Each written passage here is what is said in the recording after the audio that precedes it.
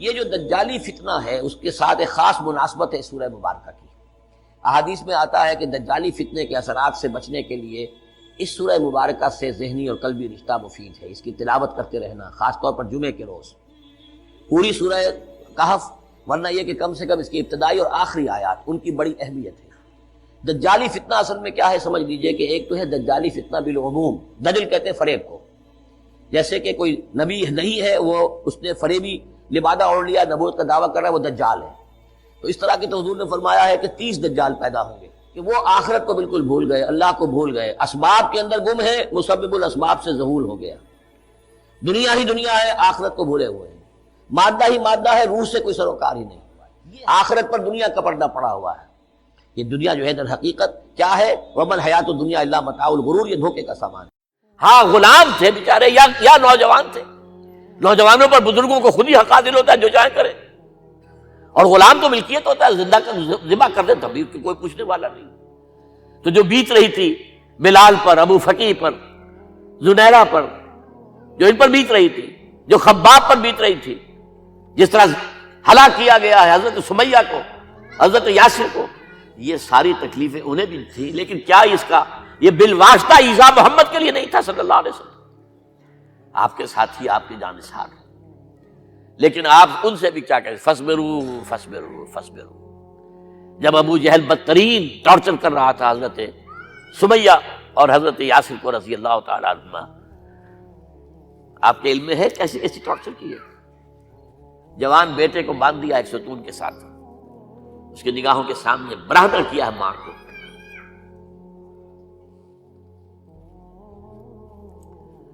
ہاتھ میں ایک مورتی ہے، جب تنگ آ گیا، ستا کر تنگ کر کے مار مار کے حضرت سمیہ ٹس سے مس نہیں ہو رہی، کہتا ہے تم ایک دفعہ کہہ دو سمیہ کہ ہاں اس مورتی میں بھی کچھ ہے، میں تمہیں چھوڑ دوں۔ انہوں نے تھوک دیا، برچھا مارا ہے شرمگاہ کے اندر۔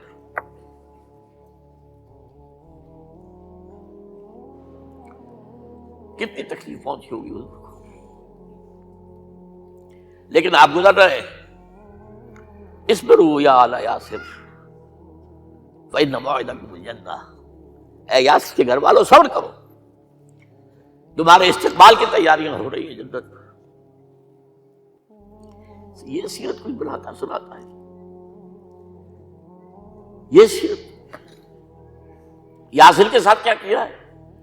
4 اونٹ نر سانڈ، اور ان کے ساتھ رسے باندھ کر ایک رسے سے ان کا ایک بازو باندھا، ایک سے دوسرا بازو، ایک سے ایک ٹانگ، دوسرے سے دوسری ٹانگ، انہیں دوڑایا ہے کہ پرکھتے ہو جیسے قسم کے۔ یہ دین ایسے ہی قائم نہیں ہوا، عدل و انصاف کا نظام ٹھنڈے ٹھنڈے قائم نہیں ہوتا، گھر میں آرام سے بیٹھے ہوئے قائم نہیں ہوتا۔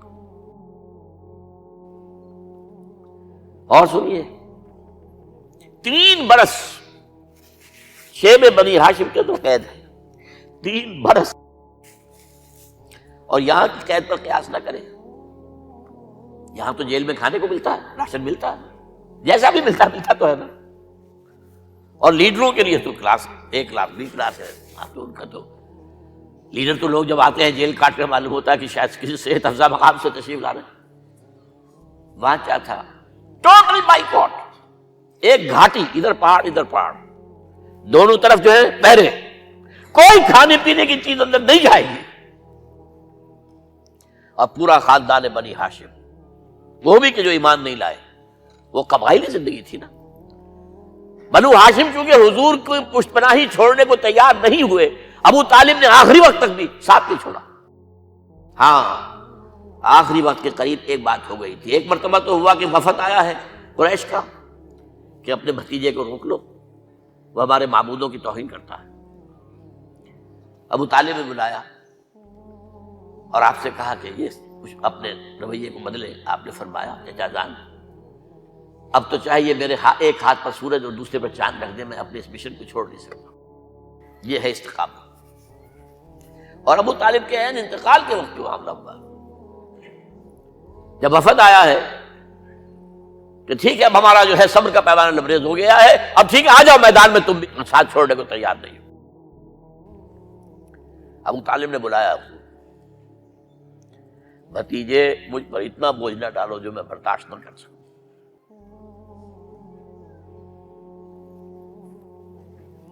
حضور کی آنکھوں میں آنسو آ گئے۔ چچا جان اب تو یا یہ بات پوری ہوگی یا میں اپنے آپ کو ختم کر دوں، اسی میں ختم ہو جائے۔ 12 شیب بنی ہاشم میں 3 برس اس حال میں گزرے ہیں، ٹوٹل بائیکاٹ، کوئی کھانے پینے کی۔ کچھ لوگ تھے شریف النفس، مثلاً حکیم بن حزام تھے رضی اللہ تعالیٰ، بعد میں ایمان لے آئے۔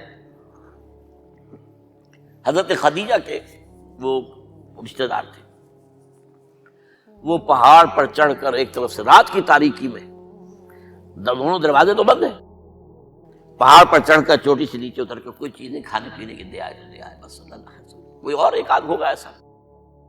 یہاں تک نوبت آئی ہے کہ بنی ہاشم کے یہ پھول جیسے بچے معصوم بھوک سے بلبلا رہے ہیں، اور اس کے سوا کچھ نہیں ہے کہ سوکھے چمڑے ابال کر اس کا پانی ان کے حلق میں ٹپکا دیا جائے۔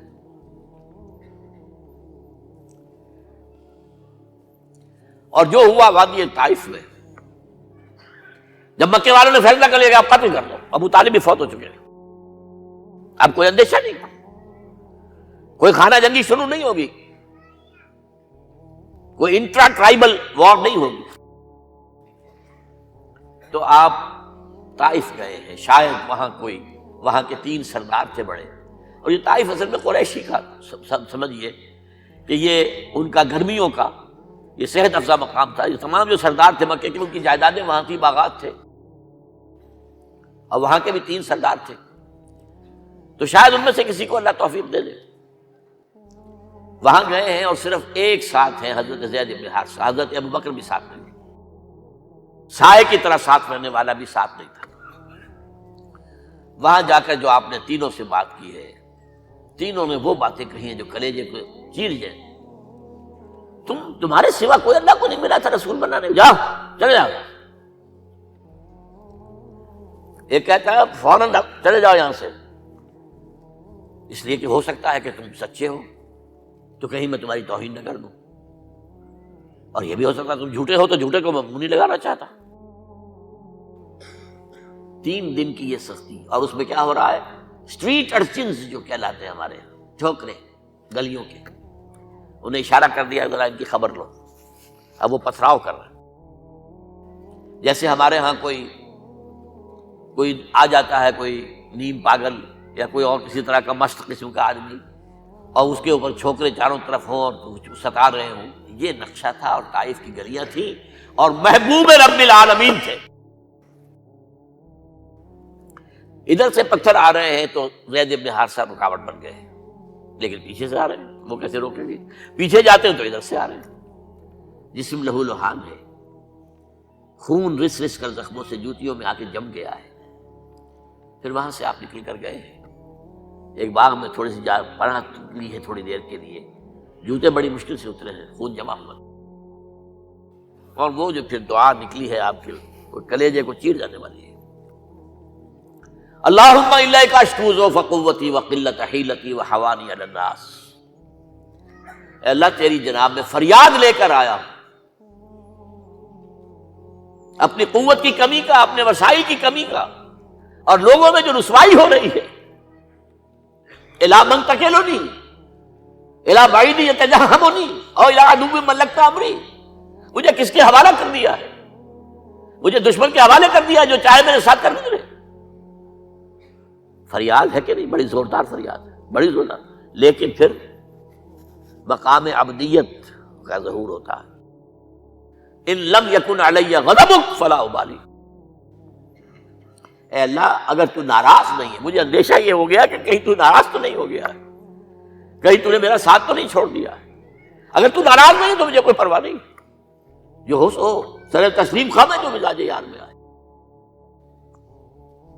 واپس آئے ہیں تو مکے میں داخل نہیں ہو سکتے تھے، وہاں تو قتل کا فیصلہ ہو چکا، باہر ہی آپ نے ڈیرا لگایا، زید بن حارثہ کو بھیجا، فلاں شخص کے پاس جاؤ کہ تم اگر امان میں لے لو محمد کو تو محمد آ جائے، میں تو میری یہ پوزیشن نہیں ہے، میں قریش کے مقابلے میں امان نہیں دے سکتا۔ دوسرے کے پاس بھیجا، اس نے بھی کچھ ایسے جواب دے دیا۔ تیسرے کے پاس جب گئے حضرت زید مطعم بن عدی، اس نے کہا ٹھیک ہے میں امان دیتا ہوں محمد کو، وہ آ جائے مکے میں۔ حضور سے آگے کہا، حضور نے فرمایا نہیں جا کر کہو، آ کر لے کر جا۔ کیوں؟ کیا پتا اچانک جو ہے میرے داخل ہوتے ہی کوئی مجھ پر حملہ کرے، قتل کر۔ وہ تو یہ کہہ سکے کہ ہمیں کیا پتا تھا کہ مطعم نے جو ہے امان دی ہے، I never knew it۔ اب یہ قبیلے کے اندر یہ ہوتا تھا کہ ایک نے امان دے دی، سب کی طرف سے امان۔ لہذا حضور نے فرمایا آ کر لے کر جاؤ۔ وہ اپنے 6 بیٹوں کو ہتھیار سجا کر لے کر آیا ہے اور پھر لے کر گیا حضور کو، کہتا ہوا گزر رہا ہے راستے میں، لوگوں سن لو محمد میری امان میں ہے صلی اللہ علیہ وسلم۔ اس لیے آپ کو مکے کے اندر پھر 2-2.5 سال مزید رہنے کا موقع ملا ہے، اور اتنا بڑا احسان آپ نے مانا پھر مطعم بن عدی کا کہ غزوہ بدر میں جب 70 اسیر تھے قریش کے حضور کے پاس، تو آپ نے فرمایا تھا کہ اگر آج مطعم زندہ ہوتا اور وہ سفارش کرتا تو میں ان سب کو چھوڑ دیتا بغیر کسی فدیے کے۔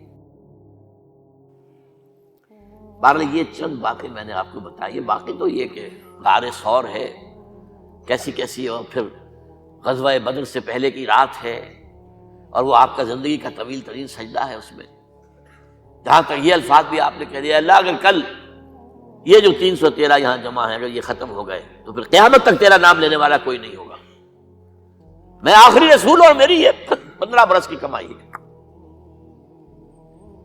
اس پر کہا حضرت ابوبکر وہ پہردار کی حیثیت سے کھڑے تھے، حسبک حسبک حضور بس کیجئے بس کیجئے۔ بہرحال بدر ہے، احد ہے، زخمی ہوئے ہیں، دندان مبارک شہید ہوئے ہیں، خون اتنا بہا ہے کہ بے ہوش ہو گئے ہیں، اور خبر اڑ گئی ہے کہ آپ شہید ہو گئے۔ یہ سب کچھ، اور سب سے بڑھ کر حمزہ کی لاش سامنے آئی۔ کیسی لاش؟ ناک کٹی ہوئی ہے، کان کٹے ہوئے ہیں، پیٹ چاک کر کے کلیجہ چبایا ہوا ہے۔ کس طرح برداشت کیا ہوگا آپ نے؟ اپنے اوپر طاری کر کے دیکھیں، یہ حمزہ کون ہے؟ چچا ہے، دودھ شریک بھائی ہے، خالہ داد بھائی ہے، ساتھ کا کھیلا ہوا ہمجولی ہے، اور اس کی لاش ہے۔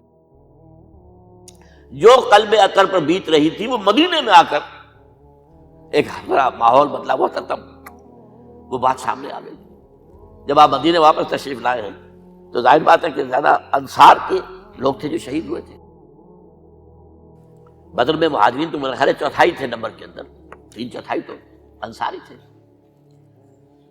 اسی طریقے سے احد کے اندر معاملہ ہے، تو مختلف گھروں سے عورتوں کے بین کرنے کی آوازیں آ رہی تھی، اس لیے کہ اس وقت تک بین کرنا حرام نہیں قرار دیا گیا تھا، ممنوع نہیں تھا۔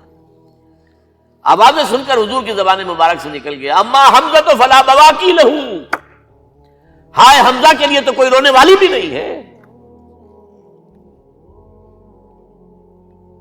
اس پر پھر صحابہ نے، انصار نے اپنے ہاں کی خواتین کو حضرت صفیہ کے ہاں بھیجا، وہ سگی بہن تھی، وہاں انہوں نے جا کے بھی تعزیت کی، بہن کی۔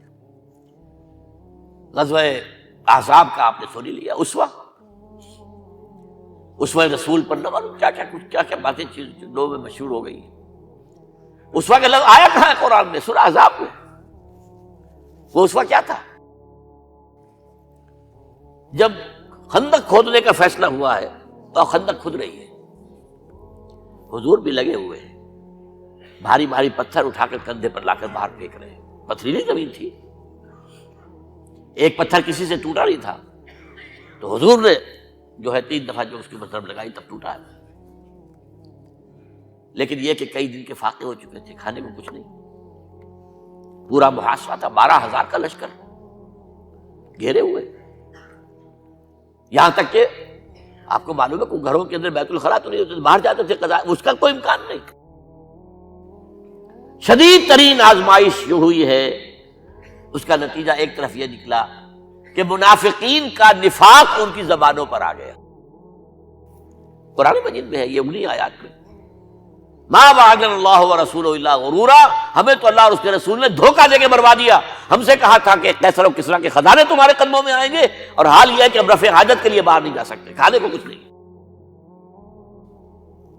اس وقت کچھ صحابہ آئے ہیں حضور صلی اللہ علیہ وسلم سے، دیکھیے فاقے سے کمر دوہری ہوئی جا رہی ہے، ہم نے اپنے پیٹوں پر پتھر باندھے ہوئے، چادروں کے ساتھ پتھروں کسا ہوا تاکہ کمر سیدھی رہے۔ حضور نے اپنا کرتا مبارک اٹھا کر دکھایا، 2 پتھر میں، یہ ہے اسوہ، یہ ہے آپ کی سنت، آپ کا اسوہ حسنہ۔ لیکن اس اسوہ حسنہ سے فائدہ کون اٹھا سکتا ہے؟ لقد کان لکم فی رسول اللہ اسوۃ حسنۃ لمن کان یرجو اللہ والیوم الآخر وذکر اللہ کثیرا۔ اسوہ تو اپنی جگہ ہے، قرآن میں ہدایت سب کے لیے، ھدی للناس، لیکن فائدہ اٹھائیں گے صرف متقین، ھدی للمتقین، ہے سب کے لیے، اسوہ سب کے لیے ہے، لیکن استفادہ وہی کر سکے گا جو 3 شرطیں پوری کرے، اللہ اور یوم آخر پر ایمان اور اللہ کا ذکر کثرت کے ساتھ۔ بہرحال یہ میں نے آپ کے سامنے اس حوالے سے رکھا ہے، یہ اسوہ جو ہے حضور کا، یہ ہم پر اتمام حجت ہے۔ دیکھیں نوٹ کیجئے، پوری نوع انسانی پر اتمام حجت، اسلام کا نظام عدل اجتماعی جو قائم کر کے دکھا دیا، حجت قائم، اسے انگریزی میں کہتے ہیں اٹس ڈویبل، کیا جا سکتا ہے، یہ کام ہو سکتا ہے، اس لیے کہ زمین پر قدم بہ قدم چل کر یہ انقلاب آیا، محنت سے آیا، مشقت سے آیا، ایثار سے آیا، قربانیوں سے آیا، تکلیفیں جھیل کر آیا، صبر و مصابرت سے آیا، استقامت و مقاومت سے آیا۔ یہاں پر معجزوں کی کار فرمائی نہ ہونے کے برابر ہے۔ یہاں دھوپ سے بچانے کے لیے کوئی اللہ نے صاحبان نہیں دیا، ظل اللہ علیکم الغمام، اور بھوک سے بچانے کے لیے من و سلوہ نازل نہیں ہوئے۔ غزوہ تبوک میں ایسا بھی ہوا ہے کہ 3 مجاہدین کا 24 گھنٹے کا راشن ایک کھجور، ایک نے منہ میں رکھی، کچھ چوس لی، کچھ گلوکوز چلا گیا اس میں سے، دوسرے کو دے دی، اس نے چوس لی، بھی تیسرے کو دے دی، من و سلوہ نازل نہیں ہوئے۔ محنت، مشقت، ایثار، قربانی، صبر، مصابرت، استقامت، مقاومت، یہ ہے اسوہ رسول۔